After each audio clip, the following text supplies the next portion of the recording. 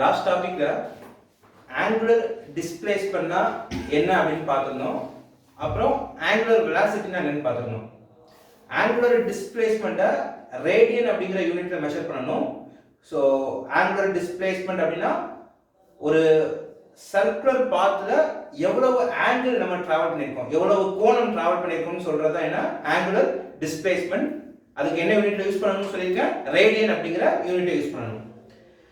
Angular speed அப்படின்னா ஒரு செகண்டுக்கு எவ்வளவு ரேடியன் சுத்தி வரும், எவ்வளவு வேகமா சுத்துறோம்னு சொல்றது தான் என்ன ஆங்குலர் ஸ்பீட். ஆங்குலர் ஸ்பீடை பொதுவா எப்படி சொல்லணும் அப்படின்னு பாத்தீங்கன்னா rate of change in angular displacement with respect to time. இந்த இதுல சொல்லிட்டோம்னா நமக்கு காமனா ஈஸியா இருக்கும். Omega is equal to d theta by dt differentiation use பண்ணிக்கணும். ஒரு ஃபிராக்ஷன் ஆஃப் செகண்டுக்கு எவ்வளவு ஆங்கிள் கவர் பண்ணிருக்கோம், அப்ப அதான் என்ன சொல்லுவோம் d theta by dt differentiation logic use பண்ணி சொல்லுவோம். இப்போ நம்ம என்ன பார்க்க போறோம் அப்படின்னு பாத்தீங்கன்னா லீனியர் வெலாசிட்டிக்கும் ஆங்குலர் வெலாசிட்டிக்கும் என்ன கனெக்ஷன், எப்படி வந்து பார்த்தோம்னா சுத்தி வரக்கூடிய வேகத்தை நேர்கோட்டு வேகத்தோட லீனியர் வெலாசிட்டியோட கனெக்ட் பண்றது எப்படி. இப்போ ஜெனரலா வந்து பார்த்தோம்னா ஒரு ஆப்ஜெக்ட் வந்து பாத்தீங்கன்னா சர்க்குலர் ஆப்ஜெக்ட்ல சுத்தி வருதுன்னு வச்சுக்கலாம். ஒரு ஆப்ஜெக்ட் எதுல வருது, சர்க்குலர் ஆப்ஜெக்ட்ல சுத்தி வருது. இப்போ இதே ஆப்ஜெக்ட் எவ்வளவு தூரம் சுத்தி வருது அப்படிங்கறத சொல்லணும்னா, எவ்வளவு தூரம் சுத்தி வருது அப்படிங்கறத சொல்லணும்னா, சே எக்ஸாம்பிள் இந்த பாயிண்ட்ல இருந்து இந்த பாயிண்ட் வந்திருக்குன்னு வைங்க, இத நம்ம என்ன சொல்றோம் சர்க்கம்ஃபரன்ஸ்னு சொல்றோம், ரைட்டா இல்லையா? சரி, இப்போ நான் இதை வந்து லீனியர் வெலாசிட்டியா கன்சிடர் பண்ணணும் அப்படின்னா, இப்போ உதாரணத்துக்கு இந்த கடிகாரம் இருக்கு, சரி இது இப்படி சுத்துதுன்னு வைங்க, இப்படி சுத்துது, ஓகேயா? ஒரு சுத்து முழுசா சுத்திருச்சு அப்படின்னா என்ன அர்த்தம் அப்படின்னு பாத்தீங்கன்னா இந்த கடிகாரத்துல நான் என்ன பண்றேன், இந்த நூல் எடுத்துக்கிறேன். சிம்பிளா உங்களுக்கு புரியுதுக்காக என்ன பண்றேன், நூல் எடுத்துக்கிறேன். இந்த நூல் எடுத்துக்கிட்டு வந்து என்ன பண்றேன் அப்படின்னா இந்த கடிகாரத்தை அப்படியே டைப் பண்ணிக்கிறேன். இதை வச்சுக்கலாம், சரியா?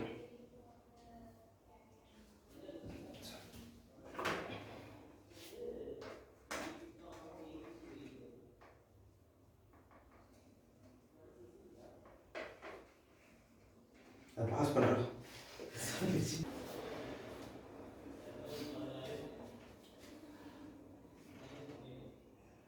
லாஸ்ட் டாபிக்ல என்ன பார்த்திருந்தோம் அப்படின்னா ஆங்குலர் டிஸ்பிளேஸ்மென்ட்னா என்ன, ஆங்குலர் வெலாசிட்டினா என்ன அப்படிங்கறத சொல்லியிருந்தேன். ஆங்குலர் டிஸ்பிளேஸ்மென்ட் அப்படிங்கிறது ஒரு வட்ட பாதையில எவ்வளவு ஆங்கிள் நம்ம டிராவல் பண்ணியிருக்கோம் அப்படிங்கறத சொல்லக்கூடியது. ரேடியன் அப்படிங்கிற யூனிட்ல சொல்லுவோம் அப்படின்னு சொல்லியிருந்தோம். ஆங்குலர் வெலாசிட்டி அப்படின்னா இது ஆங்குலர் ஸ்பீட் அப்படின்னா ஒரு செகண்டுக்கு எத்தனை டிகிரி, ஒரு செகண்டுக்கு எத்தனை ரேடியன் கம்ப்ளீட் பண்றோம் அப்படின்னு சொல்றது தான் என்ன ஆங்குலர் ஸ்பீட். எவ்வளவு வேகமா சுத்துறோம் அப்படிங்கறத மெஷர் பண்ணக்கூடிய ஒரு குவாண்டிட்டி. இத நம்ம ஜெனரலா எப்படி சொல்லுவோம் அப்படின்னா d theta by dt angular வெலாசிட்டியை ஒமேகா அப்படிங்கிற சிம்பல்ல சொல்லணும். அதுக்கு ஃபார்முலா என்ன d theta by dt. ஏன் d theta by dt சொல்றோம் அப்படின்னா ஒவ்வொரு இன்ஸ்டன்ட்லயும் என்ன ஸ்பீட் இருக்கும் அப்படிங்கறத கால்குலேட் பண்றதுக்கு, ஒவ்வொரு கண நேரத்துக்கும் எவ்வளவு வேகமா சுத்துறோம் அப்படின்னு சொல்றதா என்ன ஒமேகா. சரி, இப்போ நம்ம என்ன பார்க்க போறோம் அப்படின்னா லீனியர் வெலாசிட்டிக்கும் நேர்கோட்டுல போகிறதுக்கும் வட்டத்துல போகக்கூடிய ஆங்குலர் வெலாசிட்டிக்கும் இது ரெண்டுக்கும் உள்ள கனெக்ஷன் என்ன அப்படிங்கறத பார்க்க போறோம். இப்போ சே எக்ஸாம்பிள் வந்து பாத்தீங்கன்னா ஒரு ஆப்ஜெக்ட் வந்து பாத்தீங்கன்னா ஒரு சர்க்குலர் ஆர்பிட்ல சுத்தி வருதுன்னு வைங்க, சர்க்குலர் ஆர்பிட்ல சுத்தி வருது. சே எக்ஸாம்பிள் இங்க ஆரம்பிச்சு ஒரு கம்ப்ளீட் சர்க்கிளுக்கு என்ன ஆகுது, சுத்தி வருது. அப்படி சுத்தி வருது அப்படின்னா என்ன அர்த்தம்னா இது இந்த வட்ட பாதையின் வழியாக இவ்வளவு தூரம் டிராவல் பண்ணிருக்குது. இதை நான் எப்படி ரெப்ரசென்ட் பண்ணலாம், சே எக்ஸாம்பிள் வந்து பார்த்தோம்னா இந்த சர்க்கிள் எடுத்துக்கங்க, இந்த சர்க்கிள் எடுத்துக்கங்க. இங்க ஆரம்பிச்சு ஒரு ஆப்ஜெக்ட் வந்து பார்த்தோம்னா ஒரு சுத்தி வருது அப்படின்னா இது எவ்வளவு தூரம் சுத்தி இருக்கு அப்படிங்கறத நம்ம என்ன சொல்லுவோம் சர்க்கம்ஃபரன்ஸ்னு சொல்லுவோம். இதை இந்த நூலை வச்சு நம்ம ஈஸியா புரிஞ்சுக்கலாம். சே எக்ஸாம்பிள் இங்க ஆரம்பிச்சிருக்கோம் அப்படின்னா இங்க வரைக்கும். சோ கரெக்டா வந்து பாத்தீங்கன்னா வட்டத்தின் வழியா வந்து பார்த்தோம்னா வட்டத்தின் வழியா இவ்வளவு தூரம் சுத்துறதும் ஒண்ணுதான், ஸ்ட்ரைட் லைன்ல இவ்வளவு தூரம் போறது ஒண்ணுதான், கரெக்டா இல்லையா? ஸ்ட்ரைட் லைன்ல இவ்வளவு தூரம் போறது ஒண்ணுதான். அப்ப நான் இது ரெண்டையும் தொடர்புபடுத்துறதுக்கு நான் என்ன லாஜிக்கை கொண்டு வரணும் அப்படின்னு பாத்தீங்கன்னா வட்டத்தின் வழியா சுத்தக்கூடிய இந்த சர்க்கம்ஃபரன்ஸ், வட்டத்தின் வழியா சுத்தக்கூடிய என்ன பண்ணிக்கணும், இந்த சர்க்கம்ஃபரன்ஸ். தென் வந்து பாத்தீங்கன்னா இந்த தீட்டா, இது ரெண்டுக்கும் உள்ள தொடர்பு. நான் என்ன பண்றேன் அப்படின்னு பாத்தீங்கன்னா, நான் முழு சர்க்கிள் எடுத்துக்க போறது இல்ல, எனக்கு கான்செப்ட் என்னன்னு புரிஞ்சிருச்சு. அதனால நான் என்ன பண்றேன் அப்படின்னு பாத்தீங்கன்னா, ஒரு சின்ன ஆர்க் மட்டும் எடுத்துக்கிறேன், ஒரு சின்ன செக்டர் மட்டும் எடுத்துக்கிறேன். இப்போ என்ன சொல்றோம் அப்படின்னா செக்டர், ஒரு தீட்டா அப்படிங்கிற ஆங்கிள் இருக்கக்கூடிய இங்க இருந்து இங்க வரைக்கும் போகக்கூடிய செக்டர். சரி, எக்ஸாம்பிள் இதோட ரேடியஸ் r னு வச்சுக்கலாம். ரைட்டா இல்லையா? இப்போ இது வந்து பார்த்தோம்னா ஆர்க் லென்த், வட்ட பாதைன்னு சொல்லுவோம். இதே ஆர்க் லென்த்தை நேராக்கிட்டோம் அப்படின்னா, எப்படி அந்த நூல்ல சுத்திட்டு நேராக்குறது அந்த மாதிரி நேராக்கிட்டோம்னா, இப்போ இந்த ஆர்க் லென்த் s னா a ல இருந்து b வரைக்கும் இருக்கக்கூடிய நேர்கோட்டு தூரம், நார்மல் டிஸ்பிளேஸ்மென்ட் என்னவா இருக்கும், s ஆ தான் இருக்கும். ரைட். இப்போ எனக்கு வந்து பாத்தீங்கன்னா தீட்டாவுக்கு இந்த s க்கும் உள்ள கனெக்ஷன் தெரியும். தீட்டாவை ரேடியன்ல சொல்ற மாதிரி இருந்துச்சுன்னா angular arc length by radius, s by r. இப்போ நான் வந்து எதை கனெக்ட் பண்ணனும் அப்படின்னு பாத்தீங்கன்னா லீனியர் வெலாசிட்டினா என்னன்னு சொல்லணும். எதை சொல்லணும்? Linear velocity. நம்ம ஏற்கனவே படிச்சிருப்போம் v அப்படிங்கிறது லீனியர் வெலாசிட்டி அப்படின்னா, உதாரணத்துக்கு எனக்கு இதுதான் தூரம்னு வச்சுக்கோங்க. இந்த தூரத்தை ஒரு ஆப்ஜெக்ட் கடந்து போகுது அப்படின்னா, s அப்படிங்கிற தூரத்தை ஒரு ஆப்ஜெக்ட் கடந்து போகுது அப்படின்னா, இதுக்கான ஸ்பீடை நம்ம எப்படி ரெப்ரசன்ட் பண்ணணும்னா கால்குலஸ் யூஸ் பண்ணி ds by dt ன்னு சொல்லுவோம். ஒரு செகண்டுக்கு இல்லனா ஒரு fraction ஆஃப் செகண்டுக்கு எவ்வளவு தூரம் கடந்து போகுது அப்படிங்கறது என்ன, இந்த v. எதுல சொல்லணும்? டிஃபரன்ஷியேஷன் யூஸ் பண்ணி சொல்லணும், ds by dt. சரி, இப்போ நான் என்ன பண்றேன் அப்படின்னு பாத்தீங்கன்னா, ds அப்படிங்கிறது வந்து பார்த்தீங்கன்னா ஒரு fraction ஆஃப் லென்த். சரியா? அந்த fraction ஆஃப் லென்த்துக்கு எவ்வளவு டைம் ஆயிருக்குது, dt. சரியா இல்லையா? சோ நான் என்ன பண்றேன் அப்படின்னு பாத்தீங்கன்னா, இந்த முழு சர்க்கிள் எடுத்துக்காம இன்னும் சின்னதா ஒரு சின்ன ஆங்கிளுக்கு d θ அப்படிங்கிற ஒரு சின்ன ஆங்கிளுக்கு எவ்வளவு ஆர்க் லென்த் ஆயிருக்கும் அப்படிங்கறத நான் ds னு வச்சுக்கிறேன். ஓகே, சே எக்ஸாம்பிள் வந்து பாத்தீங்கன்னா இது வந்து இப்படி போகுது அப்படின்னா ஃபுல் ஆர்க் எடுத்துக்க வேண்டாம், ஒரு சின்ன ஆர்க், இந்த மாதிரி ஒரு சின்ன ஆர்க். இந்த சின்ன ஆர்க்குக்கு இருக்கக்கூடியது ds அப்படிங்கிறது. இது கவர் பண்ணக்கூடிய ஆங்கிள் வந்து பாத்தீங்கன்னா d θ னு வச்சுக்கோங்க. சரியா? அப்போ θ s by r னா d θ என்ன வரும்னா ds by r னு வரும். d θ என்ன வரும்? ds by r னு வரும். அப்ப நான் ds க்கு பதிலா என்ன போட்டுக்கறேன் அப்படினா r into d θ அப்படினு போட்டுக்கறேன். ds என்ன போட்டுக்கறேன்? r into d θ. அப்ப v ds க்கு பதிலா r into d θ divided by என்ன? dt. இல்ல நீங்க வேற மெத்தட்ல இத புரிஞ்சிக்கலாம். d of s க்கு பதிலா என்ன போட்டுங்க? r into θ ன்னு போட்டுங்க. s க்கு பதிலா என்ன போட்டுங்க? r into θ by dt. ஜெனரலா வந்து பாத்தீங்கன்னா இந்த r அப்படிங்கிற ரேடியஸ் ஒரு வட்டத்துல சுத்தும்போது ரேடியஸ் என்ன ஆகாது? மாறாது. அதனால டிஃபரன்ஷியேஷன் பண்ணும்போது r அப்படிங்கிறது கான்ஸ்டன்ட்டா இருக்கும். சோ அத r என்ன பண்ணிடலாம்? வெளிய எடுத்துடலாம். அப்ப r of d θ by dt.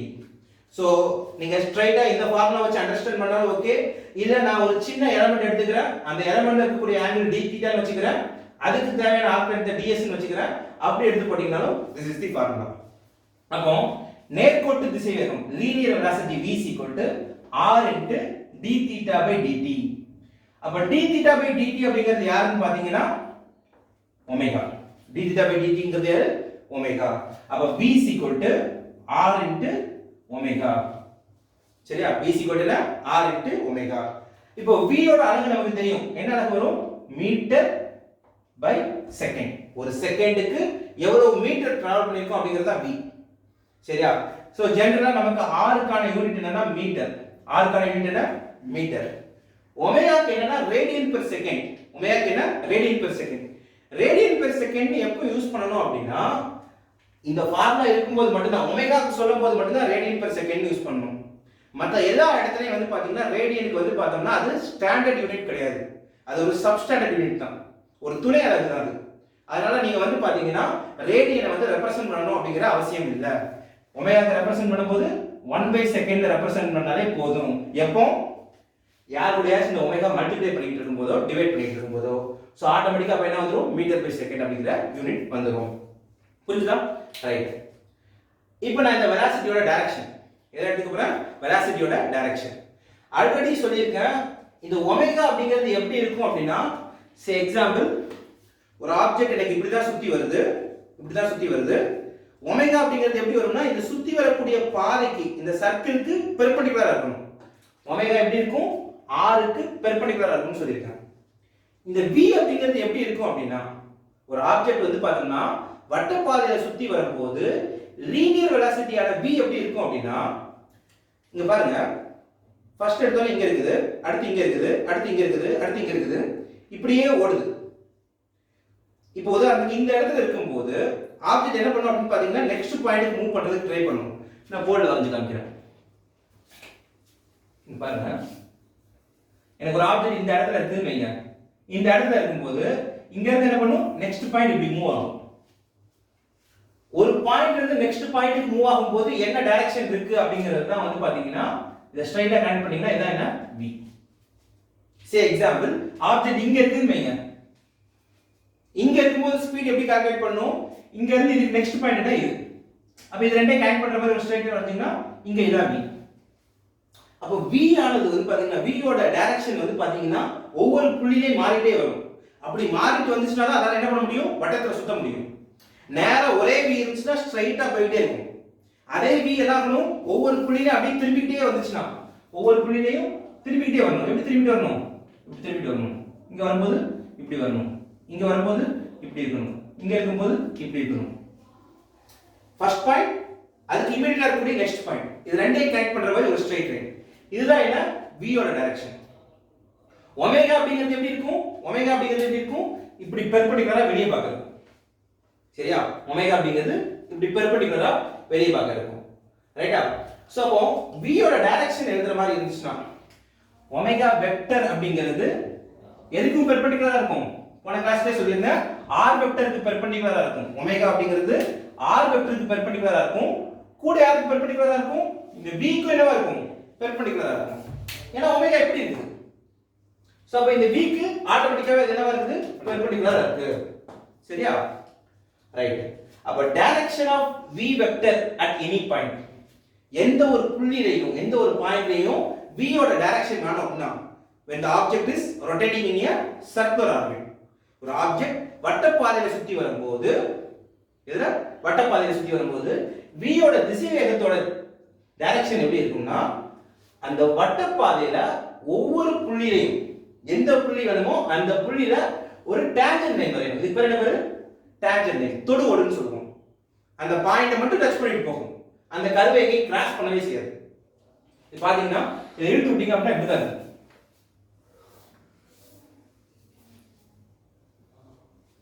எல்லா லைன்ஸுமே பாத்தீங்கன்னா அந்த ஒரு புள்ளியில மட்டும் தான் என்ன தொட்டுட்டு போகும், அந்த வட்டத்தை கிராஸ் பண்ணவே செய்யாது. இதுக்கு பேர் தான் என்ன பேரு, டான்ஜென்ட் லைன்.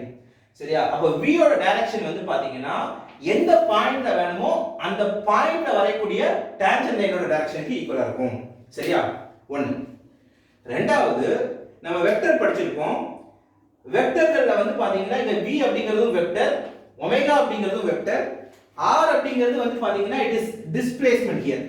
r அப்படிங்கிறதுல டிஸ்பிளேஸ்மென்ட், அதுவும் வெக்டர் தான், அதுவும் வெக்டர் தான். அப்ப நான் இங்க வந்து பாத்தீங்கன்னா r அப்படிங்கிற வெக்டரையும் ஒமேகா அப்படிங்கிற வெக்டரையும் மல்டிப்ளை பண்றேன். ரெண்டு வெக்டரை மல்டிப்ளை பண்ணும்போது எனக்கு கிடைக்கிறது இன்னொரு வெக்டரா இருக்குது. ரெண்டு வெக்டரை மல்டிப்ளை பண்ணும்போது எனக்கு கிடைக்கிறது இன்னொரு வெக்டரா இருக்குது. ஜெனரலா ரெண்டு வெக்டரை பெருக்கும்போது உங்களுக்கு ஒன்னு ஒரு ஸ்கேலர் கிடைக்கலாம், அதாவது ஒரு நம்பர் கிடைக்கலாம். இல்லனா ரெண்டு வெக்டரை பெருக்கும்போது ஒரு வெக்டரே கிடைக்கலாம். ரெண்டு வெக்டரை பெருக்கும்போது ஒரு வெக்டரே ஆன்சரா வந்துச்சுன்னா அதுக்கு பேரு வெக்டர் ப்ராடக்ட். அதுக்கு பேர் என்ன பேரு, வெக்டர் ப்ராடக்ட். அப்ப இங்க v ய நீங்க வெக்டர்ல எழுதணும் அப்படினா, v ய இங்க வெக்டர்ல எழுதணும் அப்படினா r ஐ ஒமேகாவை என்ன பண்ணனும், வெக்டர் ப்ராடக்ட். வெக்டர் ப்ராடக்ட் என்ன பண்ணனும், கிராஸ் சிம்பல் போட்டு காமிக்கணும். வெக்டர்ல எழுதுற மாதிரி இருந்துச்சுனா r vector cross omega vector. So simple formula r into omega. Vector formula என்ன, r cross omega. Omega cross r கிடையாது, r vector cross omega vector. அப்படிதான் போகணும். சரியா? ரைட்? புரியுதா? ஓகே.